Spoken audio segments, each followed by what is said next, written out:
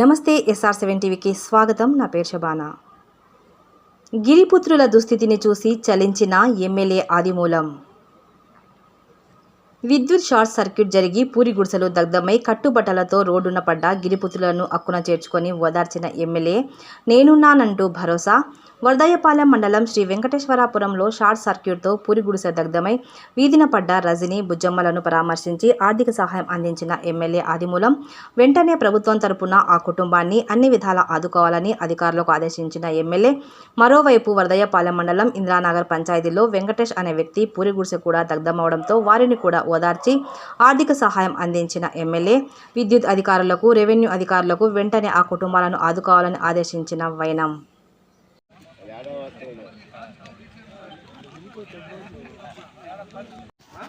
నేను చెప్తా ఒక 2 నిమిషాలు అయితే మోహన్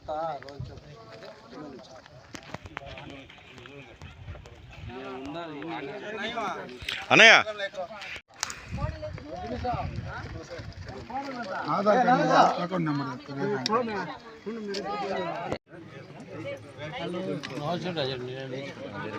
నువ్వు నిలిచిపోతావని నేను చెప్పను.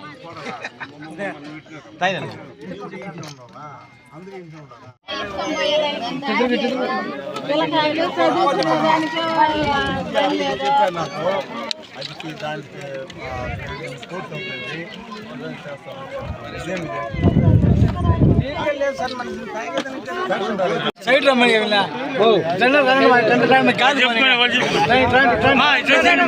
చెప్పు.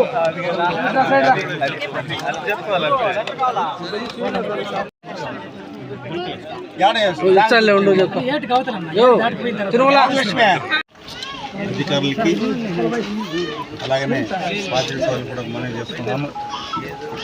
హఠాత్తుగా జరిగినటువంటి ఇల్లు కాలిపోయిన సందర్భంగా ఆ కుటుంబాన్ని ఆదరించే విషయంగా ప్రభుత్వ యంత్రాంగంతో కూడా అప్పటికే స్పందించాలని ఆలోచనతోనే రావడం జరిగింది. ఇక్కడ నీళ్ళు సమస్య కానీ, కరెంట్ సమస్య కానీ ఇలాంటిది కూడా పునః కాకుండా ప్రభుత్వం అన్ని రకాలుగా కూడా ఆదరిస్తాం. ఈ ఎస్టీ కాలనీకి తాగునీటి సమస్య కూడా చెప్పారు. ఇక్కడనే ఎంపీడీకి సంబంధించిన అధికారులు కానీ, అలాగే ఎలక్ట్రిసిటీకి సంబంధించినటువంటి ఏడీ గారు కూడా వస్తున్నారు. బోర్ ఇష్యూ డిస్కస్ చేసి ఇక్కడనే గౌరవ మా చెల్లెమ్మ సర్పంచ్ ఉన్నారు, అధికారులతో పాటు ప్రజలు ఉన్నారు. ప్రభుత్వ పరంగా ఏ గ్రామానికైనా కూడా భవిష్యత్తులోకి మీద కావాల్సిన రోడ్డు, తాగడానికి నీళ్లు, అక్కడ కావాల్సింది ఎలక్ట్రిసిటీ, ఈ 3 కూడా ప్రభుత్వ యంత్రాంగాన్ని ప్రజలు అందరూ కూడా సమిష్టిగా పనిచేసి ప్రభుత్వానికి తీసుకున్న బాధ్యత అందరూ పనిచేసామని మనం చేసుకుంటున్నాము. ఇక్కడే కాదు, నేను గతంలో కూడా శాసనసభ్యులు నేను అప్పటికప్పుడే రెస్పాండ్ అవుతా.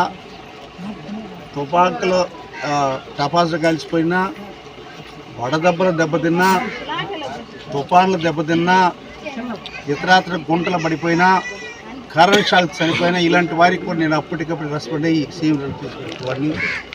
ఎటువంటి పరిస్థితుల్లో కూడా పేదవారికి, ఏ వర్గమైనా, ఏ కులమైనా, ఏ ప్రాంతమైనా కూడా పేదవారికి నష్టం జరిగేటప్పుడు ప్రభుత్వ యంత్రాంగంతో కూడా మన ప్రభుత్వంలో గౌరవ ముఖ్యమంత్రి గారు చాలా ఫాస్ట్గా ఉన్నారు, రెస్పాండ్ అవుతున్నారు. ఎటువంటి పరిస్థితులు కూడా ఎవరికి కూడా హాని జరగకుండా ప్రభుత్వ యంత్రాంగాన్ని కూడా సక్రమ పద్ధతిలో పనిచేయాలని మనస్ఫూర్తి మీ ద్వారా తెలియజేస్తూ, ఈరోజు ఇక్కడే కాదు, మొన్న కూడా నాగలాపురంలో ఇల్లు హఠాత్తుగా కాలిపోతే ఇమీడియట్గా వెళ్ళాం. మన ఆర్థిక సహాయం చేసేదాన్ని కూడా ఎంఆర్ఓ గారు ఇది అకౌంట్లో పడిన డబ్బులు, ఇప్పుడు ఇల్లు కాలిపోయింది, ఆడ కూడా ఇల్లు కాలిపోయింది, అకౌంట్లో పడాలంటే ఆ కొత్త పాసులు కావాలా.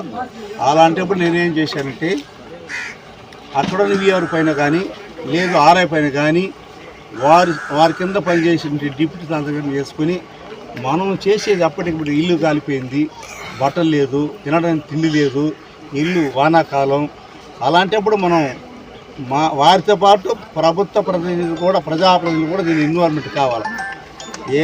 ఏ పేదవాడి కష్టం వచ్చినా వాళ్ళు ఆదుకునే విధంగా మనందరూ పనిచేయాలని, ఇది ప్రజల ప్రభుత్వం, ప్రభుత్వ సంక్షేమంతో పాటు ప్రభుత్వ కార్యక్రమాలను కూడా అది ఆదివారమైనా, సోమవారమైనా, రాత్రి అయినా, పగలైనా కూడా అందరూ కూడా పనిచేయాలని ఈరోజు ప్రభుత్వానికి విశ్వాసపాత్రులంటే ప్రజలంతా కూడా విశ్వాసం ఇచ్చి మా పైన ఓటేసి గెలిపించారు. అలాంటి వారికి మనం ధర్మంగా చేయాలి.